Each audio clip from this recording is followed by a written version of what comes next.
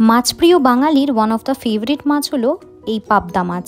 পাবদা মাছ আজকে আমি সর্ষে পোস্ত বাটা দিয়ে রান্না করব। এই সর্ষে পোস্ত বাটা দিয়ে পাবদা মাছ গরম ভাতে খেতে জাস্ট অসাধারণ লাগে। তো তার জন্য আমি এখানে নিয়েছি 6 পিস বেশ মিডিয়াম সাইজের পাবদা মাছ। মাছগুলোকে খুব ভালো করে ধুয়ে পরিষ্কার করে নেওয়ার পর আমি মাছের মধ্যে দিয়ে দিচ্ছি পরিমাণ মতো বা স্বাদ মতো লবণ এবং 1 টিস্পুন পরিমাণ হলুদ গুঁড়ো। খুব ভালো করে লবণ আর হলুদ গুঁড়ো দিয়ে মাছটাকে মেখে নিতে হবে। মাছগুলো দেখুন আমরা খুব ভালো করে লবণ এবং হলুদ গুঁড়ো দিয়ে মিক্স করে নিয়েছি। এবারে আমরা দিয়ে দেব প্রায় 1 টেবিল স্পুন মতো কাঁচা সর্ষের তেল। কাঁচা সর্ষের তেল যদি এই মাছের ম্যারিনেশনের সময় দেওয়া হয় তাহলে যেসব মাছে আঁশ থাকে না, আঁশবিহীন মাছ কিন্তু তেলে ভাজার সময় একদম ফাটে না। তো সেই জন্যই আমি তেল দিলাম এবং তেলটা দেওয়ার পরও খুব ভালো করে মাছের সঙ্গে মিক্স করে 15 থেকে 20 মিনিটের জন্য সাইডে রেখে দেব। এবারে আমরা একটা পাত্র নিয়ে নিয়েছি, তার মধ্যে আমি অ্যাড করছি 1.5 টেবিল স্পুন পরিমাণ পোস্ত এবং 1 টেবিল স্পুন পরিমাণ সাদা সর্ষে। আপনারা চাইলে সাদা সর্ষে ও কালো সর্ষে মিক্স করেও দিতে পারেন, তবে আমরা খুব একটা কালো সর্ষে প্রেফার করি না, তাই সাদা সর্ষেই নিয়েছি। এবারে খানিকটা পরিমাণ জল দিয়ে এই সর্ষে আর পোস্তটাকে আমরা জলে ভিজিয়ে রাখবো 10 থেকে 15 মিনিটের জন্য।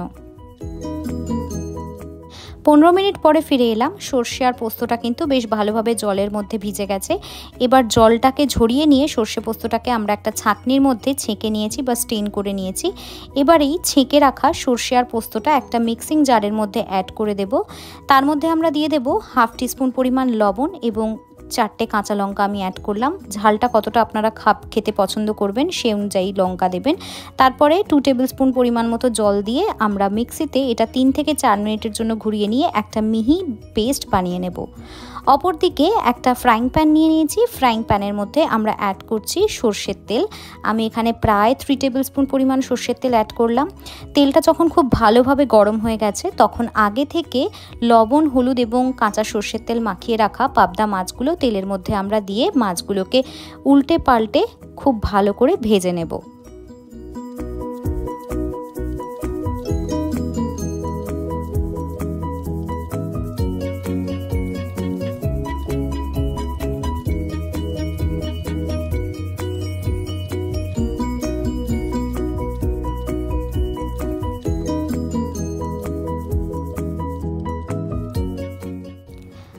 মাছের দুপাশটাই যখন ভালোভাবে ভাজা হয়ে যাবে এবং সুন্দর একটা কড়কড়া ভাব আসবে তখন আমরা মাছগুলোকে তেল ঝরিয়ে একটা পাত্রের মধ্যে তুলে রেখে দেব।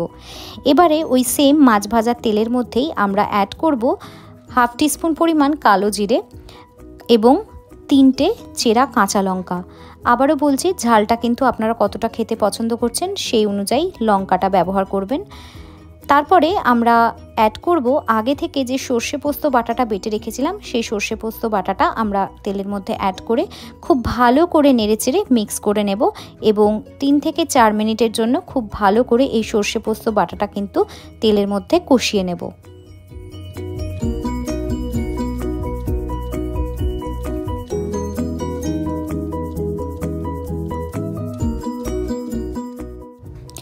আড়াই থেকে 3 মিনিট পরে ফিরে এলাম। দেখতেই পাচ্ছি সর্ষে পোস্ত বাটাটা কিন্তু বেশ ভালোভাবে কষে গেছে, সুন্দর সাইড থেকে তেল সেপারেট হতে আরম্ভ করে দিয়েছে। এবারে আমরা অ্যাড করব স্বাদ অনুসারে লবণ এবং স্বাদটাকে ব্যালেন্স করার জন্য সামান্য পরিমাণ একটু চিনি।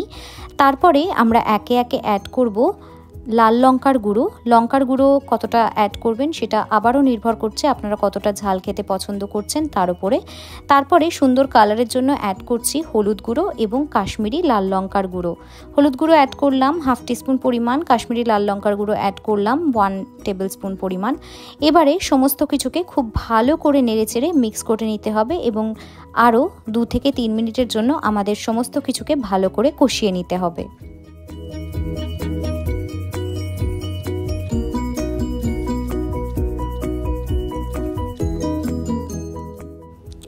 3 মিনিট পর ফিরে এলাম। দেখতেই পাচ্ছেন সর্ষে পোস্ত বাটাটা কিন্তু আবারও খুব ভালোভাবে কষে গেছে এবং সাইড থেকে তেল সেপারেট হতে আরম্ভ করে দিয়েছে। এবারে আমরা অ্যাড করব জল জল কতটা আপনারা অ্যাড করবেন সেটা নির্ভর করছে আপনারা কতটা ঝোল বা গ্রেভি খেতে পছন্দ করছেন।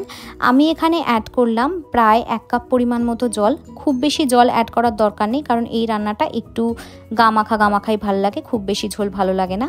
জলটা অ্যাড করার পর যখন ঝোলটা 3 মিনিট পর হালকা ফুটতে আরম্ভ করে দিয়েছে, তখন আমরা আগে থেকে ভেজে রাখা মাছগুলোকে এই ঝোলের মধ্যে অ্যাড করে দিলাম এবং মাছগুলোকে খুব ভালোভাবে উল্টে পাল্টে ঝোলের সঙ্গে আমাদের একটু মিক্স করে দিতে হবে।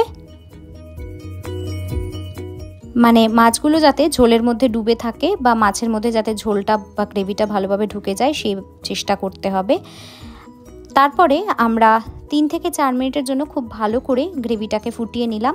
দেখতেই পাচ্ছেন মাছগুলো কিন্তু গ্রেভি বা ঝোলের মধ্যে একদম প্রায় ডুবে আছে এবং খুব ভালোভাবে মাছের ভেতরে ঝোল বা গ্রেভি ঢুকে গেছে। এবারে এই অবস্থায় মাছগুলোকে একটু হালকা হাতে আমরা একবার উল্টে পাল্টে দেব।